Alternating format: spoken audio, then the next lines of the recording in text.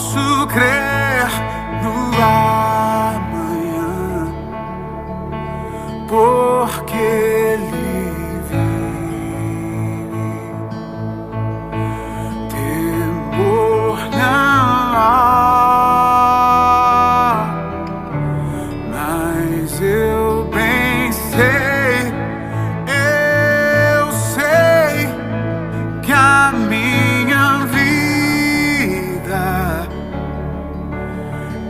está nas mãos do meu Jesus, que vivo está. Deus enviou. Ele vive, Ele ressuscitou. Essa é a verdade que nos faz celebrar, que nos faz cantar com alegria. Mesmo vivendo num mundo de tanta instabilidade, nós temos uma verdade, nós temos uma certeza que Ele ressuscitou ao terceiro dia, vencendo a morte. Venceu a morte por mim, venceu a morte por você. Por isso nós podemos cantar e celebrar o nome do Senhor Jesus. Vamos cantar junto, porque Ele vive, posso crer no amanhã. Porque Ele vive, posso crer no amanhã. Porque Ele vive, temor não há, mas eu bem sei, eu sei que a minha vida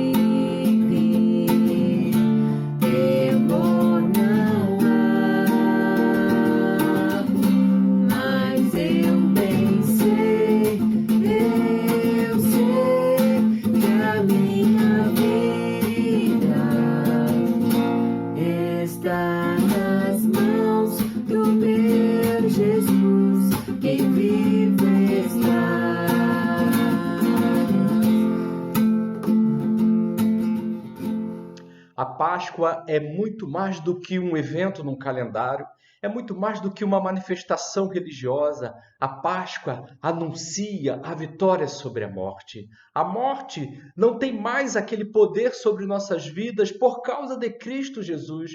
Você não precisa mais temer a morte. Se você ainda teme a morte, se a morte ainda tem uma influência em sua vida, é porque você não conhece a verdade do Evangelho, é porque você não conhece a vitória que Cristo conquistou na cruz. Preste atenção agora nessa meditação que a Letícia vai trazer.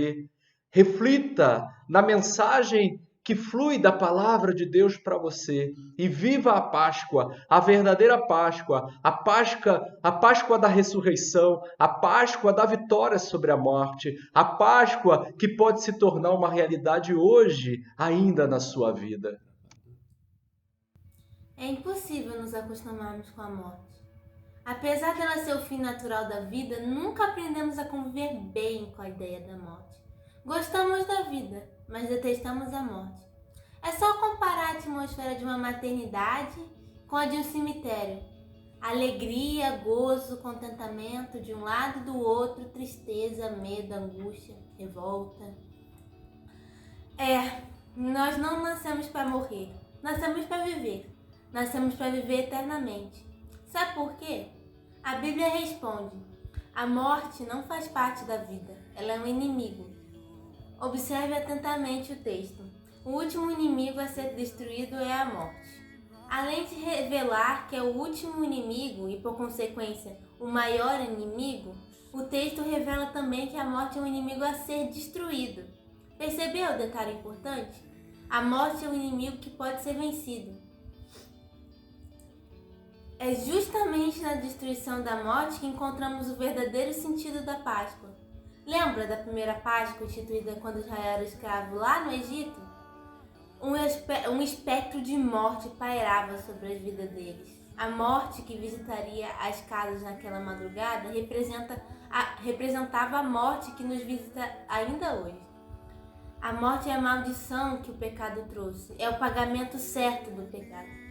Morremos porque somos pecadores. Então, o povo que vivia debaixo da opressão, do medo, que a aproximação da morte causava, assim como acontece conosco hoje, recebeu uma palavra de esperança. A casa que o anjo encontrasse o sangue nos umbrais das portas não seria visitada pela morte. Para livrar-se da morte, bastava que o sangue de um cordeiro inocente fosse posto entre a vida e a morte. Ao encontrar o sangue do cordeiro, a morte não teria autoridade sobre as vidas daquela casa. A morte não passaria por cima. Contudo, aquela Páscoa, a primeira Páscoa, era somente uma sombra da verdadeira Páscoa, uma representação da Páscoa que aconteceria séculos depois. E ela aconteceu na última refeição de Jesus com seus discípulos. Mas há um detalhe importante naquele encontro. O cordeiro que daria vida para livrar-nos da morte era ele mesmo. E ele disse assim: isto é o meu corpo, dado em favor de vocês. Este é o cálice da nova aliança no meu sangue, derramado em favor de vocês. Ele se ofereceu para derramar o seu sangue inocente que livraria pecadores culpados da morte. Ele estava trocando a nossa morte pela morte dele, a vida dele para nos fazer vitoriosos sobre a morte. Podemos afirmar com segurança que não é mais preciso temer a morte. O seu poder pode ser totalmente aniquilado. A vitória sobre a morte estaria garantida em sua vida quando você se abrigar debaixo da cruz de Cristo, pois foi lá que ele se ofereceu, derramando sangue precioso capaz de purificá-lo de todo pecado. Por isso Paulo brada com cântico de vitória: tragada foi a morte pela vitória. Onde está a morte, a tua vitória? Onde está a morte, o teu aguilhão? O aguilhão da morte é o pecado, e a força do pecado é a lei. Graças a Deus que nos dá a vitória por intermédio de nosso Jesus Cristo. Quem permite que a morte tenha poder sobre a sua vida é o pecado, e quem pode destruir esse poder é Jesus Cristo. A morte ainda lhe traz medo? Liberte-se desse medo. Cristo Jesus pode dar A você, a vitória sobre a morte. E a cruz é o centro desta mensagem. A cruz é o centro do Evangelho, porque foi lá que Jesus Cristo entregou sua vida por nós. O seu sangue derramado, o precioso sangue perfeito, sem mácula, foi entregue em meu favor, em seu favor. Foi para me substituir que ele subiu na cruz. Por isso que eu sempre amarei esta cruz.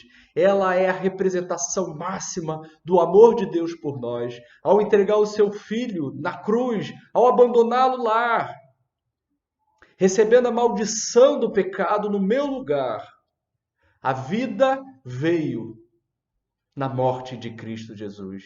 O que era maldição para mim se tornou bênção por causa de Cristo Jesus. Por isso, eu sempre amarei essa cruz. Cante comigo agora. Eu sempre amarei esta cruz.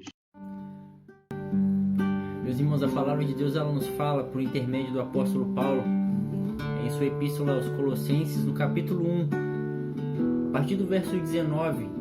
Paulo ele diz que foi do agrado de Deus que em Jesus Cristo habitasse toda a plenitude e por intermédio dele fosse reconciliado consigo todas as coisas, tanto as coisas que estão na terra quanto as coisas que estão nos céus, estabelecendo assim paz por intermédio do seu sangue. Paz essa que teve um preço, foi o preço do sangue, o sangue de Jesus Cristo na cruz. E é justamente o que esse louvor vai nos trazer memória nesse momento. Que Deus te abençoe em nome de Jesus.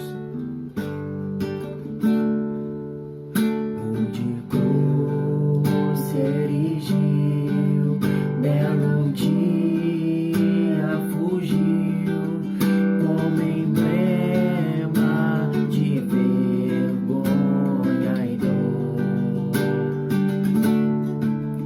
Mas contempla essa cruz, porque nela Jesus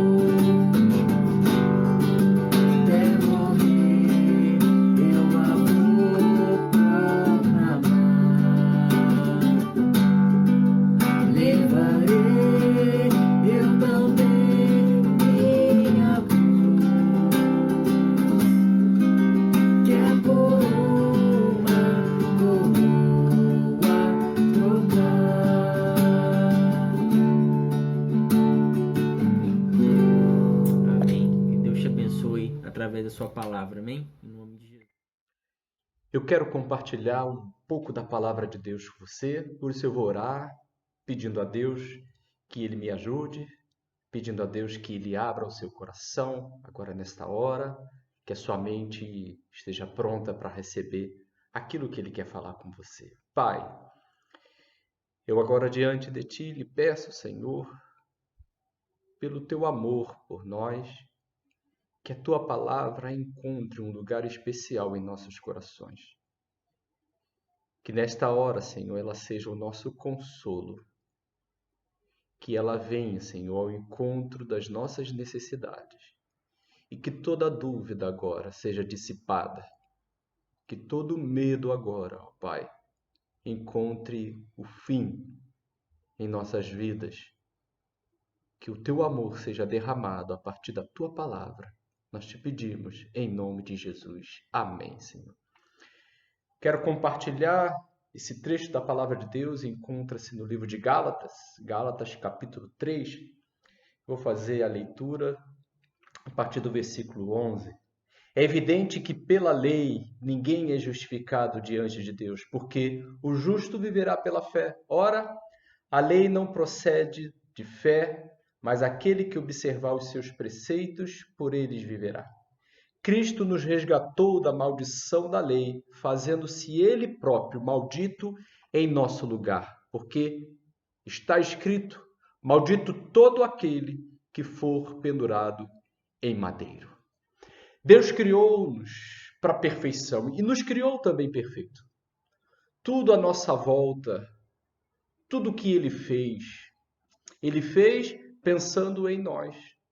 E quando Ele nos criou, lá estávamos nos primeiros pais, nos nossos primeiros pais, no primeiro homem, na primeira mulher. Quando Ele finalizou a sua criação, Ele falou que tudo era muito bom, tudo era perfeito. Nós fomos criados para a perfeição. Nós fomos criados perfeitos. E a lei de Deus era perfeitamente adequada a nós. Não havia problema nenhum. Você vai ver isso nos 2 primeiros capítulos do livro de Gênesis. O homem e a mulher estavam perfeitamente adequados à perfeita lei de Deus. Mas então chega o capítulo 3, o capítulo da desgraça, da queda, o capítulo que o homem resolveu deliberadamente, responsável por suas atitudes, se voltar contra Deus ou virar as suas costas para Deus. E não queria mais saber dessa lei perfeita, e ele mesmo resolveu estabelecer a sua lei. E aí nós conhecemos a partir dali o pecado. Estamos até agora envoltos àquela atmosfera de escuridão que abateu os nossos primeiros pais. Aquilo que era perfeito tornou-se uma maldição. Porque a lei mesmo, a lei perfeita de Deus falava. Para que se obedecêssemos, se continuássemos obedecendo, mantendo a confiança na palavra de Deus, nós viveríamos. Mas no dia que desobedecêssemos, no dia que resolvêssemos depender da nossa capacidade, de nossas forças, da nossa capacidade de resolver, de entender, de decidir o que é certo ou errado, naquele dia nós conheceríamos a maldição da lei, que é a morte. E o homem, então, conheceu a morte. A partir daquele momento, nós fomos então apresentados a esta face da perfeita lei de Deus, que carregava a maldição para os desobedientes. Então, nós olhando para aquele texto e olhando para este de Gálatas agora, nós chegamos então a essa conclusão, que nós não conseguimos. Nós não temos mais essa capacidade de sermos perfeitos e nem de cumprir a lei perfeita de Deus. Olha para as religiões, a minha, cristã protestante ou cristã católica, espírita, umbandista, budista, islâmico, seja qual for. Você crente ou agnóstico, não importa. Nem eu, nem você conseguimos cumprir a perfeita lei de Deus, porque não somos mais perfeitos, somos pecadores. Este é o problema. E o que a religião faz?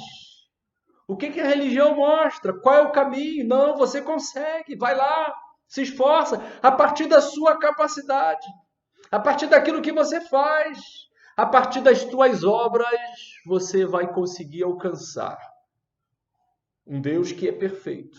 Você mesmo sendo pecador, isso é um absurdo, isso é impossível. Por isso que Paulo fala no versículo 9, de modo que os da fé são abençoados com o crente Abraão. Porque Abraão, o que ele fez?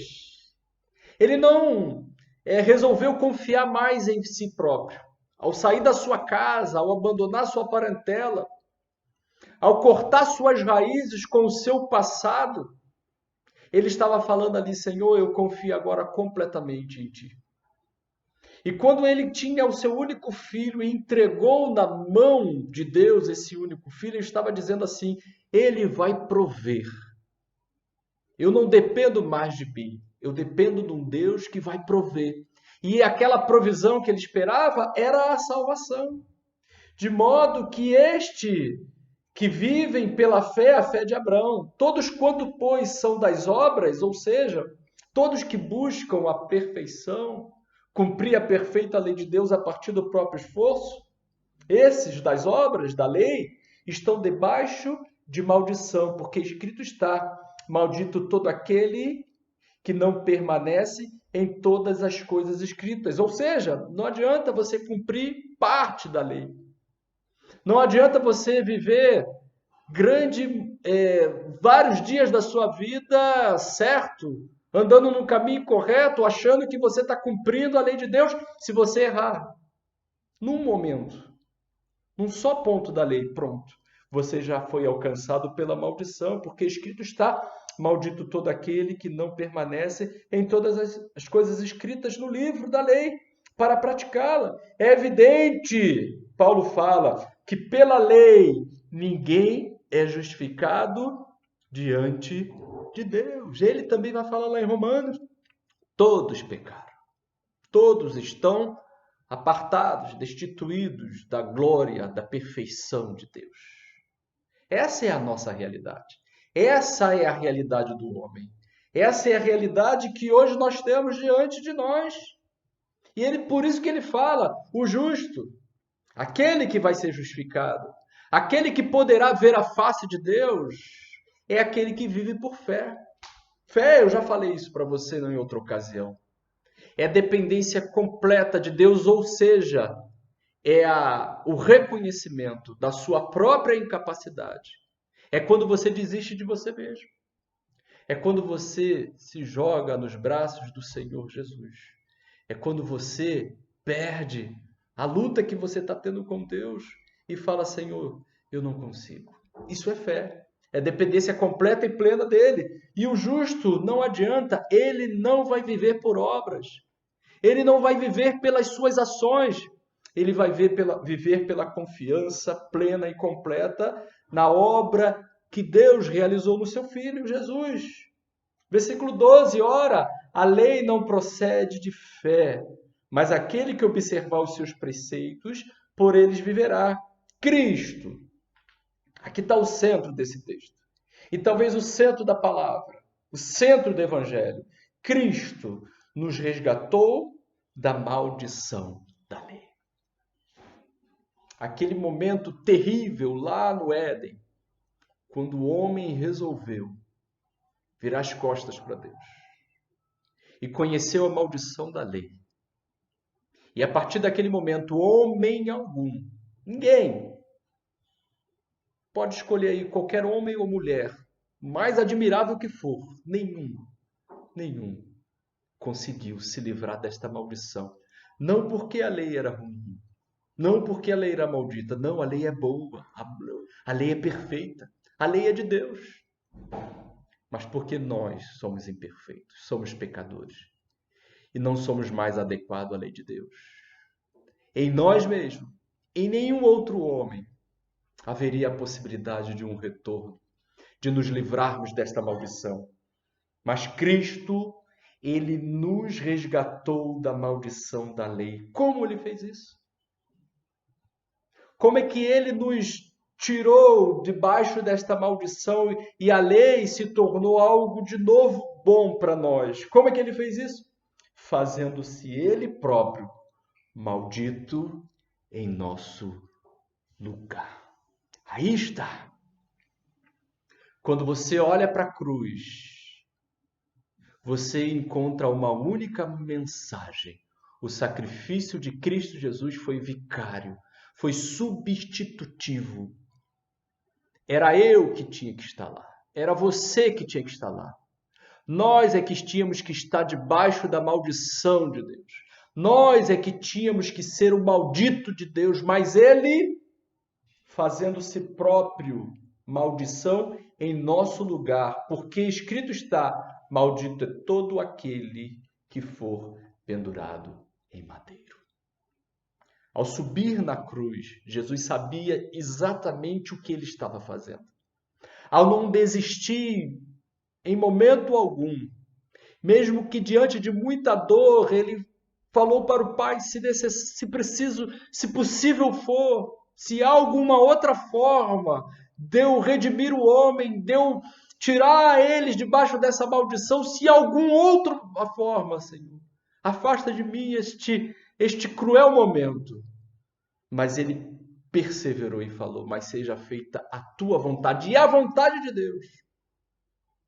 Isaías 53, Deus agradou moê-lo, não que Deus estava feliz em levar ele para a cruz, mas porque Deus sabia que, ao permitir que ele subisse na cruz, ele estava me tirando da cruz, ele estava tirando você da cruz. Então Jesus, quando sobe na cruz, mesmo experimentando os terrores do inferno, mesmo experimentando a dor do abandono na cruz, quando grita: Deus meu, por que me desamparaste? Naquele momento ali ele não desistiu, porque exatamente naquela hora ele estava me substituindo, ele estava me tirando debaixo da maldição da lei. E o bendito de Deus, ele cumpriu toda a lei. Ele mesmo falou no capítulo 5 de Mateus que ele não veio revogar a lei, pelo contrário, ele veio cumprir. Ele cumpriu toda a lei, ele era o bendito de Deus. E eu era o maldito de Deus, por causa do meu pecado. Então, ao subir na cruz, que era o lugar dos amaldiçoados, ele me tirou de lá. E a bênção dele, ele deu para mim. E a minha maldição ele tomou para si. Ao subir na cruz, ele estava nos substituindo. E hoje, a maldição da lei, que é a morte, não consegue mais me alcançar. Porque eu sou perfeito? Não.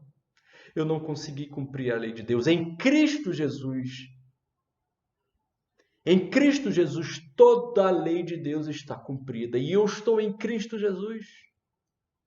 E a mudança do meu caráter tem acontecido a partir do poder da cruz. Mas lá na cruz, naquele momento, o poder da morte estava sendo anulado. A morte já não possui qualquer influência sobre a minha vida. Mesmo que eu venha morrer, mesmo que eu venha a ser alcançado por qualquer praga, mesmo que o meu corpo desça ao túmulo, assim como Jesus ressuscitou no terceiro dia, eu tenho certeza que quando tocar a trombeta, não só eu, mas todos aqueles que morrerem em Cristo Jesus ressuscitarão. Por isso a morte não tem mais o valor, não tem mais o poder que ela tinha. Eu sou a ressurreição e a vida, disse Jesus amado. Aquele que crê em mim, ainda que morra, viverá, não morrerá eternamente. Aí está a vitória. A vitória de Cristo Jesus na cruz foi a vitória sobre a morte.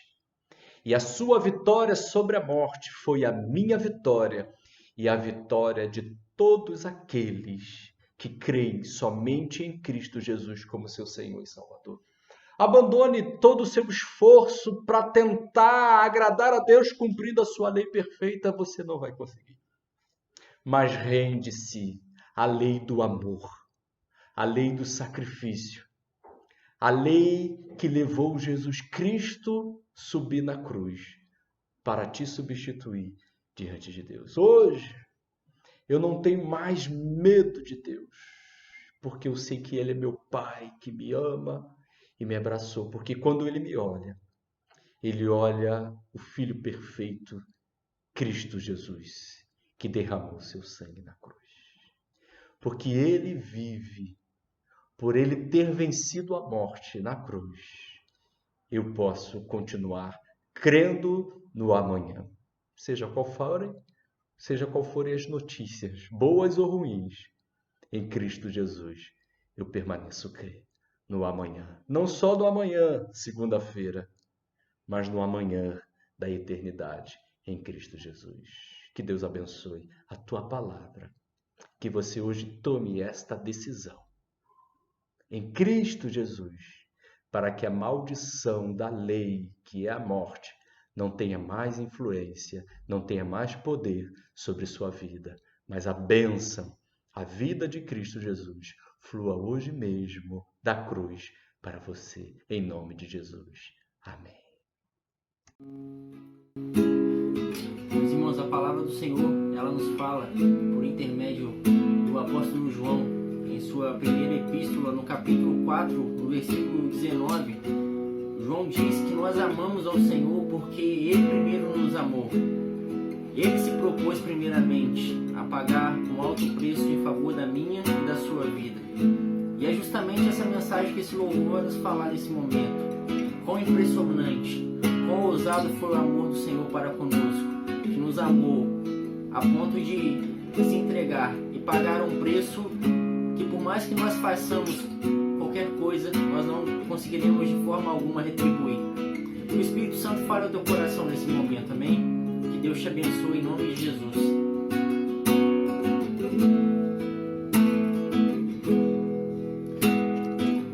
Antes de eu falar, tu cantava sobre mim. Tu tem sido tão bom pra mim. Antes de respirar, sopraste tua vida em mim.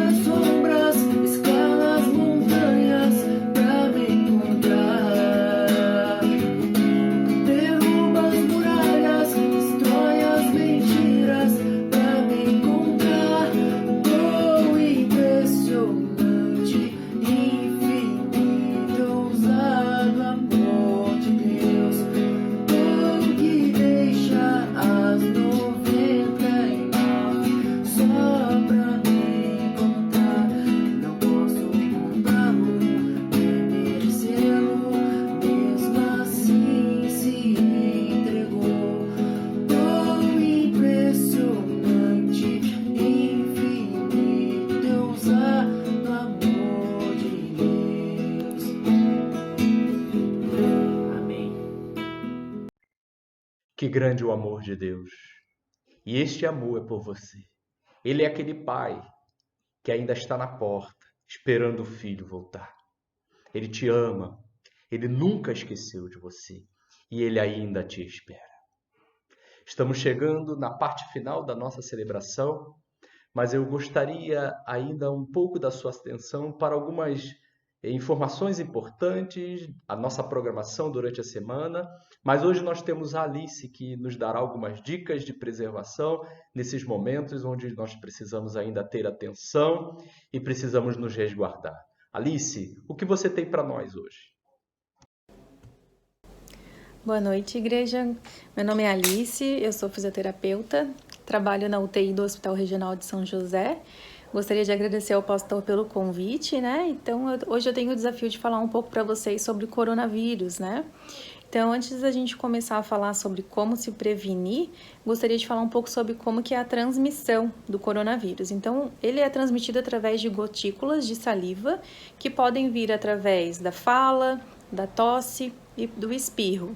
Além de ter essa transmissão respiratória, ela tem também uma transmissão de contato. Então, quando a gente entra em contato com uma pessoa, contato físico com uma pessoa que tem o coronavírus, né, a gente pode acabar sendo contaminado. Então, o tato através de um aperto de mão, através de um abraço, e ainda através do contato de superfície. Então, por exemplo, quando uma pessoa está contaminada e toca em algum local e outra pessoa chega e toca nesse mesmo local, leva suas mãos aos olhos, ao nariz ou à boca, então a pessoa também pode se contaminar. E quais que são os principais sintomas?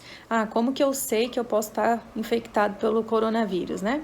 Eu anotei algumas coisas aqui para não esquecer.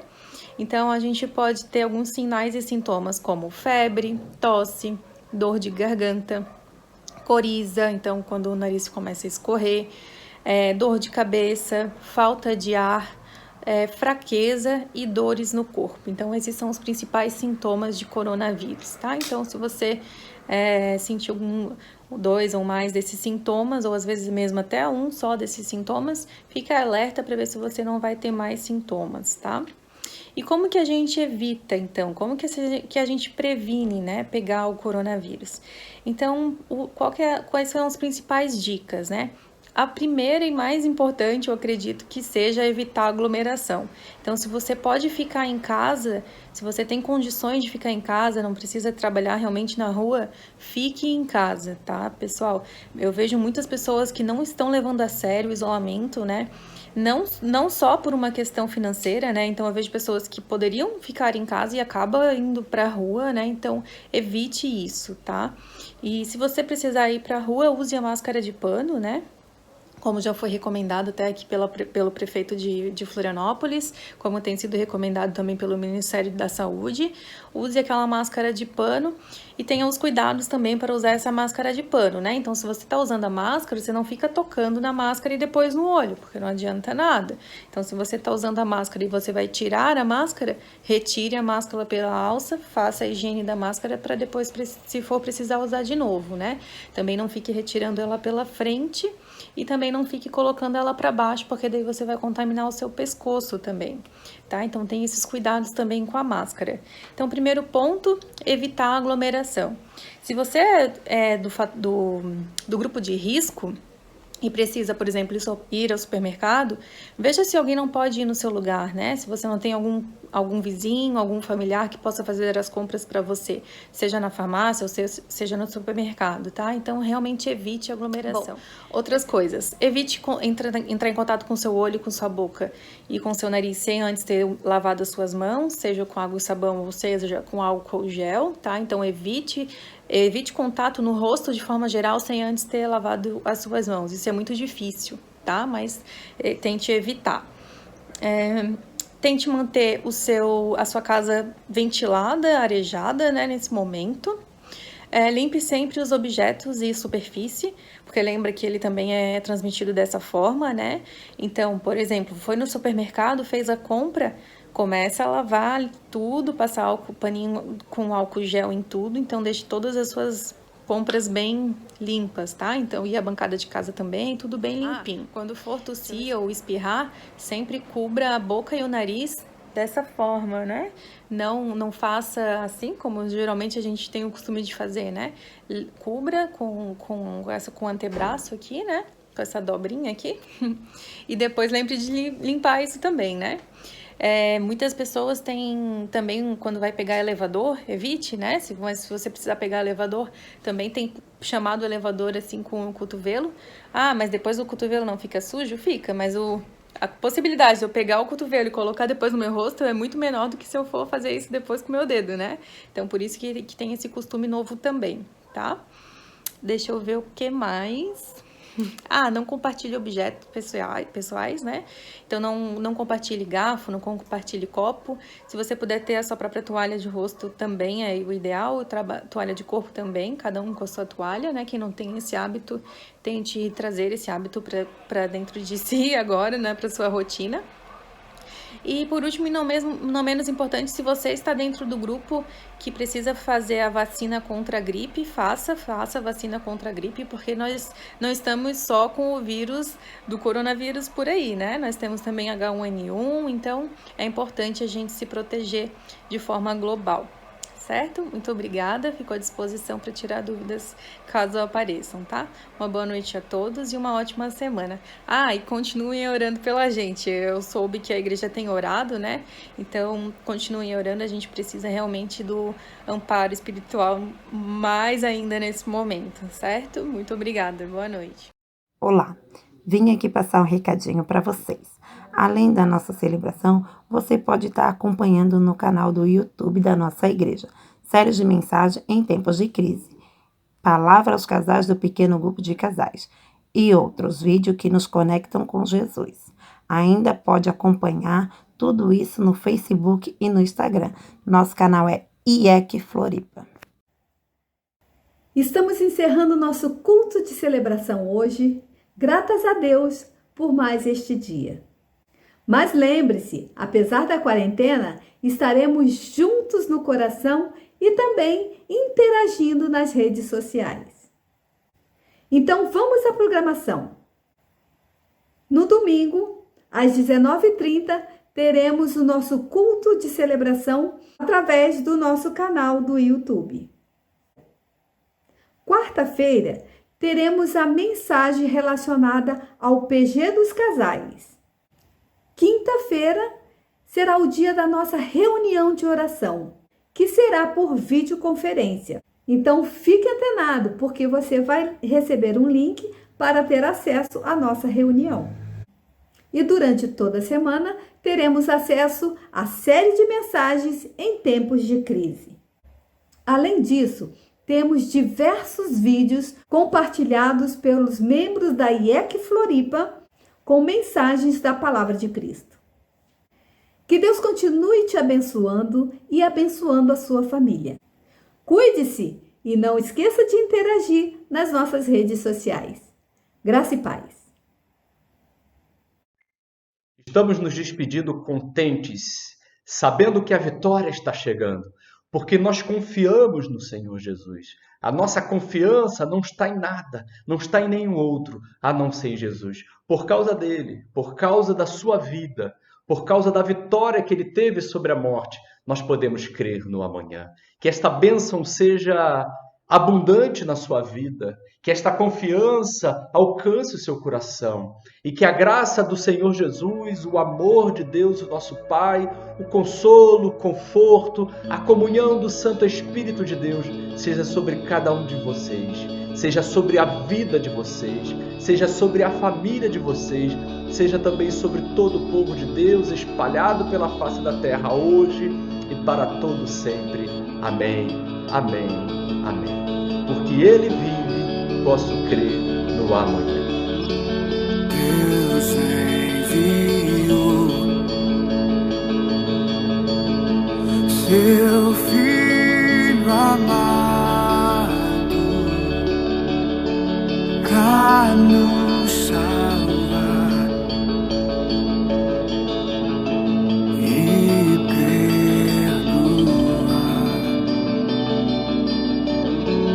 Na cruz morreu por meus pecados.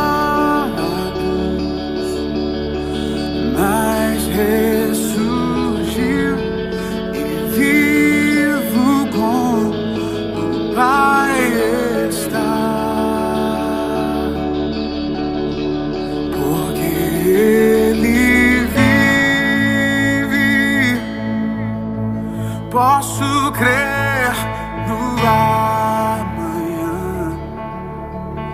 porque Ele vive. Temor não há,